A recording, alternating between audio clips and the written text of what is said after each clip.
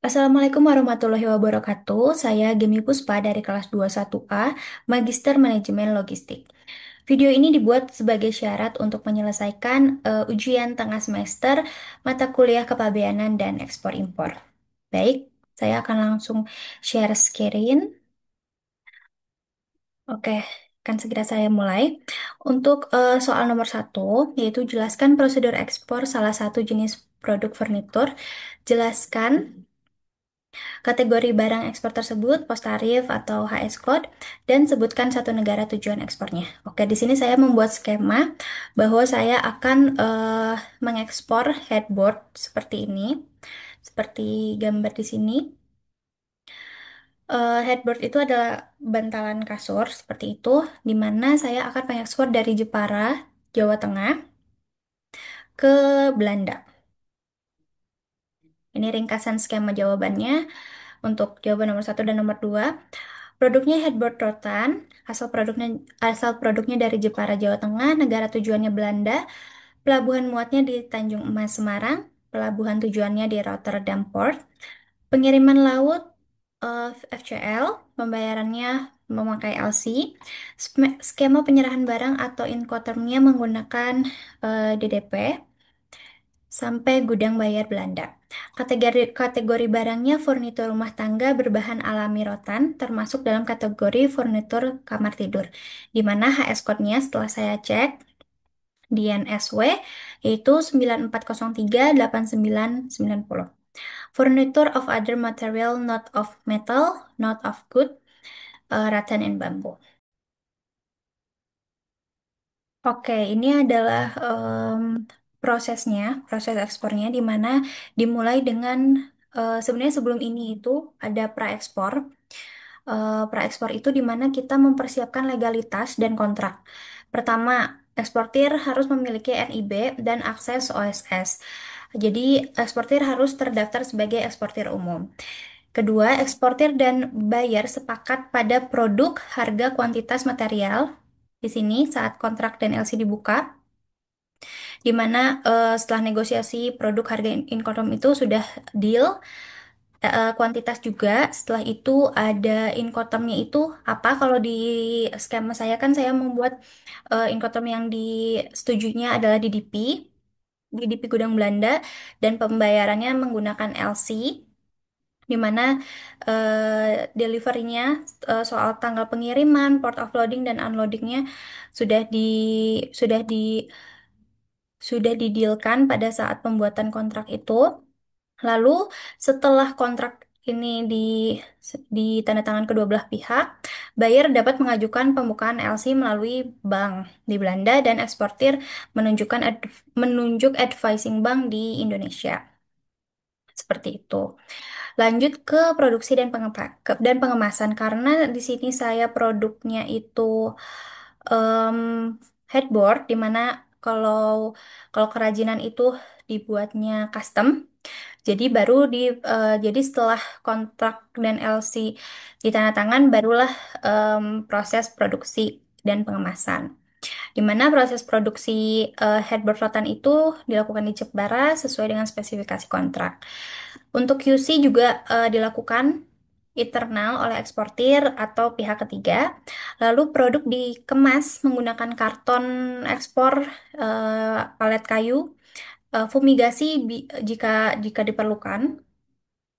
Lalu penandaan kemasan sesuai dengan shipping mark dan nomor LC. Setelah itu, setelah produksi sudah siap, dilakukanlah persiapan dokumen dan PEB.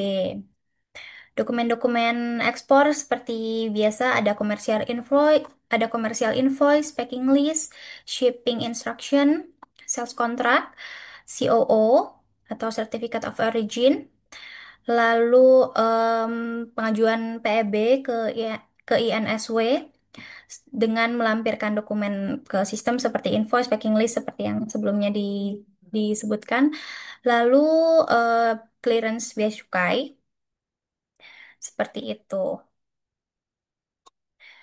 Setelah terbit NPE, lanjut ke pengapalan. ke delivery, pengangkutan ke pelabuhan dan pengapalan. Eksportir mengirim barang dari Jepara ke pelabuhan Tanjung Emas terlebih dahulu. Setelah itu barang dimuat ke kontainer dan dikirim ke pelabuhan Rotterdam via laut. Freight forwarder menerbitkan BL sesuai dengan LC requirement. Setelah itu em, estimasi sekitar 28 sampai 35 hari sampai ke Rotterdam dari Semarang. Setelah itu, setelah pengapalan, import clearance di Belanda, pengurusan dokumen LC dan negosiasi bank juga. Nah, setelah pengapalan, eksportir menyerahkan dokumen ekspor ke advising bank, lalu original invoice, di dalamnya kan ada original invoice, packing list, bill of lading, certificate of origin, insurance, jika disyaratkan, sertifikat fumigasi bila diminta, lalu ada surat pernyataan DDP, opsional tapi biasanya sudah tertera di dalam kontrak. Advising bank memeriksa kelengkapan dokumen dan mengirimkan ke issuing bank. Lalu issuing bank mencairkan dana LC ke rekening eksportir. Nah, setelah itu ada import clearance di Belanda oleh si penjual. Eksportir menunjukkan agen impor, mengurus pemberitahuan impor, bea masuk, dan em, di sana mungkin ada VAT-nya, ada PPN di di Belandanya seperti itu. Nah, setelah itu penyerahan, closing, barang diterima ke gudang buyer, dokumen diterima diperiksa buyer, terus pembayaran juga telah diterima eksportir melalui mekanisme LC. Nah, terus habis itu ya proses DDP-nya sudah dinyatakan selesai. Nah, ini kan semuanya skemanya bila sesuai dengan yang direncanakan mulus gitu kan. Lanjut kita ke soal nomor tiga. Soal nomor tiga ini kita dikasih kasus kalau misalnya kapal terlambat 2 hari dari jadwal yang seharusnya, pihak mana yang harus bertanggung jawab? Bagaimana solusi yang saya berikan? Karena di sini saya menggunakan skema DDP, maka eksportir yang bertanggung jawab penuh atas pengiriman hingga barang tiba di gudang pembeli atau di Rotterdam, termasuk resiko keterlambatannya di dalam perjalanan. Karena dalam Incoterm DDP itu kan penjual menanggung biaya pengangkutan, biaya masuk, pajak impor, resiko keterlambatan sampai lokasi tujuan. Nah, solusi yang saya berikan di sini, karena di sini 2 hari ya keterlambatannya itu, jadi mungkin bisa diusahakan dulu dengan komunikasi yang transparan dulu kepada buyer. Segera informasikan keterlambatan estimasi waktu tiba baru, berikan surat keterangan keterlambatan dari shipping line sebagai bukti pendukung. Setelah itu, aktivasi klausul force majeure. Mungkin ini ke level selanjutnya. Jika keterlambatan akibat cuaca buruk, kemacetan pelabuhan, atau force majeure lainnya, itu kan sudah dicakup di dalam kontrak dagang ya biasanya atau di dalam LC. Nah, setelah itu juga kita harus koordinasi sama freight forwardernya kita, minta update terus, atau mungkin zaman sekarang bisa kita cek terus di GPS-nya. Kalau memungkinkan, mungkin kita bisa usul rerouting atau pelabuhan alternatif sesuai dengan eh, apa kasusnya apa. Kalau misalnya kemacetan pelabuhan, mungkin kita bisa bisa usulin pelabuhan alternatif selain Rotterdam seperti itu. Nah, setelah itu eh, tahap terakhir adalah kompensasi atau rescheduling. Kalau keterlambatan menyebabkan buyer mengalami kerugian, misalnya buyer membutuhkan barang headboard itu secepat mungkin, mungkin dia juga mau jual lagi eh, ke customernya, mungkin kan, hingga dia mengalami kerugian gitu, mungkin kita bisa negosiasi dalam bentuk kompensasi yang ringan. Nah, terus setelah itu atau enggak kita bisa reschedule untuk pengiriman selanjutnya kalau memang keterlambatannya sudah sangat merugikan seperti itu. Lanjut ke soal nomor 4. PT Sisa Jadi Kaya adalah perusahaan yang mengumpulkan berbagai jenis barang bekas untuk didaur ulang.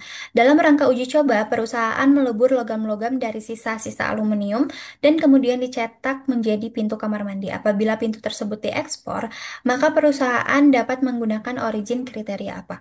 Baik, kondisi kasus ini itu produknya adalah pintu kamar mandi, di mana bahannya adalah logam bekas atau aluminium scrap. Prosesnya itu didaur ulang, dilebur, dicetak ulang menjadi barang yang baru. Nah, oke, origin kriteria yang digunakannya berarti substantial transformation atau change in tariff heading atau CTH. Penjelasan teorinya, menurut aturan Rules of Origin atau ROO dalam perdagangan internasional, produk dianggap berasal dari suatu negara jika mengalami change in tariff heading. Kode HS barang akhir berbeda dari bahan baku utama pada level 4 digit.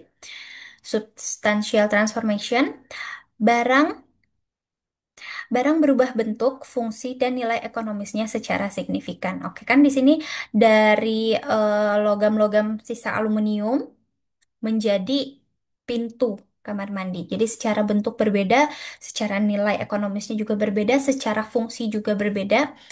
Nah, sorry. Nah, jadi penerapan pada kasus kasus ini karena bahan bakunya tadi scrap aluminium di mana HS code-nya itu scrap untuk scrap aluminium adalah 7602, sedangkan produk akhirnya itu kan pintu aluminium yang jadi yang udah siap pakai. Nah, itu tuh HS code-nya 7610. Berarti kan em, berubah tuh HS code-nya 4 digit. 4 digit berubah dari 7602 ke 7610. Maka syarat CTH-nya terpenuhi. Berarti dapat diakui bahwa eh, pintu kamar mandi dari PT Sisa Jadi Kaya ini dapat diakui sebagai made in Indonesia. Seperti itu. Oke, sekian jawaban dari ujian asesmen tengah semester dari saya. Assalamualaikum warahmatullahi wabarakatuh.